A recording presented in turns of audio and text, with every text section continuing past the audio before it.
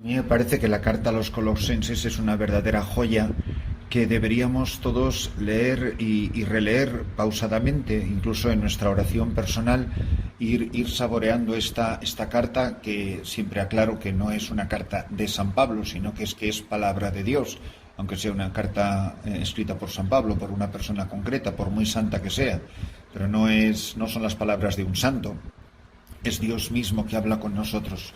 Y en esta lectura continua, en este capítulo 2, versículo 6, tomo el último párrafo como arranque de esta homilía, donde nos habla de la raíz, del corazón, del fundamento de la vida cristiana, que por supuesto es el bautismo.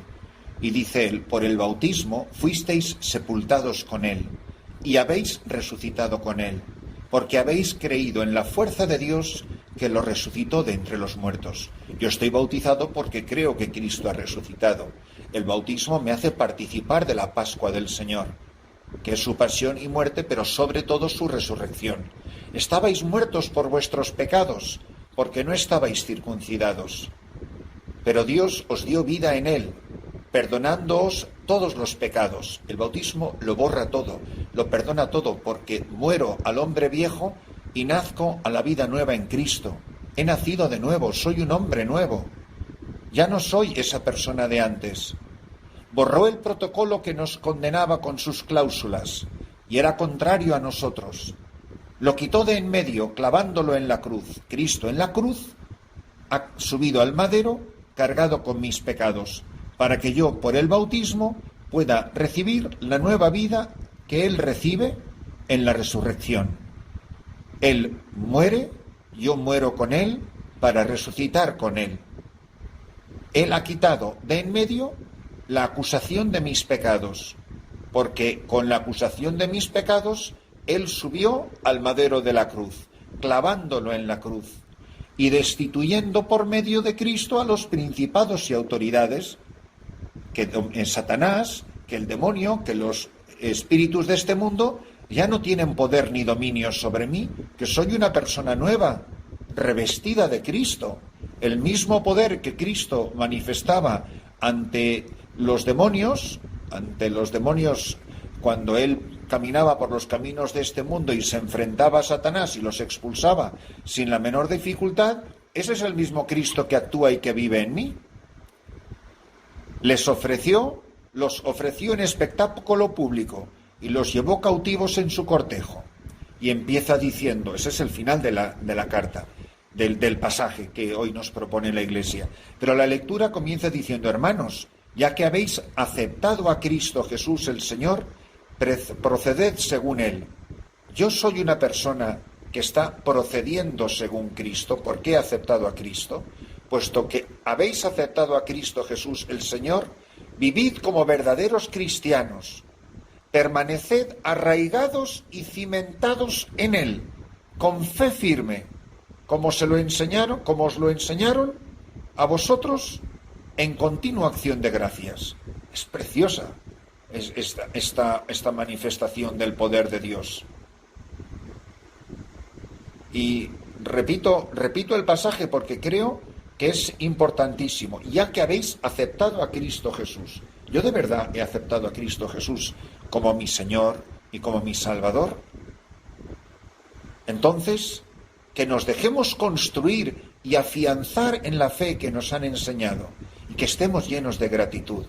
Uno vive con tanta alegría y con tanta confianza, porque sabe que Cristo Jesús ha dado la vida por mí y vive en mí. Y lo que era yo ya no lo soy. Y que el pecador que he sido ayer, ese pecador ya no existe, porque ha sido bañado, sumergido en la sangre del Cordero. Y he nacido de nuevo, no de la carne y de la sangre, sino del agua y del Espíritu.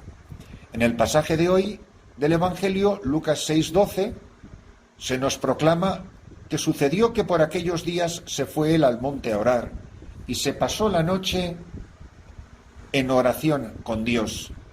Cuando se hizo de día, llamó a sus discípulos y eligió 12 de entre ellos, a los que llamó también apóstoles: a Simón, a quien llamó Pedro, y a su hermano Andrés, a Santiago y Juan, a Felipe y Bartolomé, a Mateo y Tomás, a Santiago de Alfeo y Simón, llamado Celotes, a Judas de Santiago y a Judas Iscariote, que llegó a ser el traidor. Bajando con ellos se detuvo en un paraje llano. Había una gran multitud de discípulos suyos y gran muchedumbre del pueblo, de toda Judea, de Jerusalén y de la región costera de Tiro y Sidón, que habían venido para oírle y ser curados de sus enfermedades. Y los que eran molestados por espíritus inmundos quedaban curados. Toda la gente procuraba tocarle, porque salía de él una fuerza que sanaba a todos. Hoy Jesucristo elige a los 12. Son el fruto de una noche de oración. Los ha elegido el Padre para su Hijo. Y Jesucristo, que los conoce, los llama por su nombre. No es un cuento de hadas. No es una historia que empieza érase una vez. Es la verdad viva del Evangelio. Es Cristo que actúa en la vida de estos hombres y los llama por su nombre y les cambia la vida para siempre. Eran pescadores, la mayoría serán pescadores de hombres. E inmediatamente el encuentro con las gentes. La vida cristiana pasa por el encuentro con el otro, por el encuentro con el hermano, sobre todo con el hermano pobre, necesitado, por el que sufre, por el desvalido. La palabra de Dios nos recuerda que Jesucristo ha elegido a estos hombres para que actúen en su nombre, in persona Christi. Les da poder sobre espíritus inmundos, les da poder para perdonar los pecados, para predicar el Evangelio, para anunciar el reino. Serán sus heraldos, sus portavoces. De hecho, la palabra apóstolos en griego, significa testigo. Para elegir al sucesor o al reemplazo de Judas Iscariote, el que fue el traidor, según lo define aquí el Evangelio de San Lucas, el apodo que le da, la persona que eligen es alguien que ha sido testigo de los padecimientos y sobre todo de la resurrección de Cristo.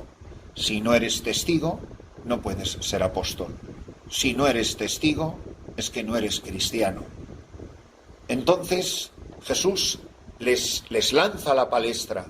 Hay una gran multitud de discípulos y una muchedumbre del pueblo que ha venido de todos los rincones, con una doble finalidad, para oírle y para ser curados de sus enfermedades. También para ser liberados de los espíritus inmundos y quedar curados. Y esto es precioso. Toda la gente procuraba tocarle, porque salía de él una fuerza que sanaba a todos. Que esta palabra viva del Evangelio nos ayude a entender lo que significa este misterio. Significa que Cristo el Señor está aquí en medio de nosotros y actúa en medio de su pueblo, que pasa haciendo el bien con sus palabras y con sus obras. Mirad, porque esto es el paradigma, este es el programa de vida de la Iglesia. Actuar en nombre de Cristo, en la persona de Cristo, en la libertad del Espíritu, para que todos nosotros podamos abrir el corazón al Evangelio, quedar sanados de nuestras enfermedades y ser liberados del poder de Satanás. Esta es la misión de la Iglesia. Esta es la misión de la Iglesia en misiones. Dar testimonio de Jesucristo. Anunciar la fuerza del Evangelio. No escatimar esfuerzos. Ser generosos con la palabra que se proclama.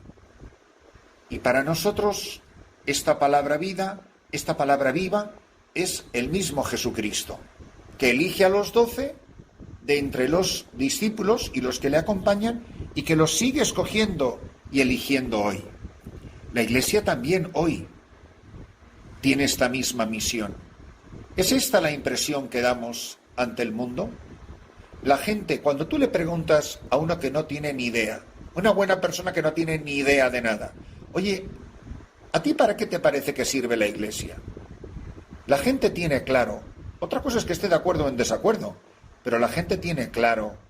Habrá gente que le gusta el fútbol o no le gusta el fútbol, pero todo el mundo sabe lo que hace un futbolista. Habrá gente que le guste la Iglesia o no le guste la Iglesia, pero lo que no puede es no tener claro qué es lo que hace la Iglesia. Y lo que hace la Iglesia es predicar la palabra, curar a los enfermos, liberar de los demonios.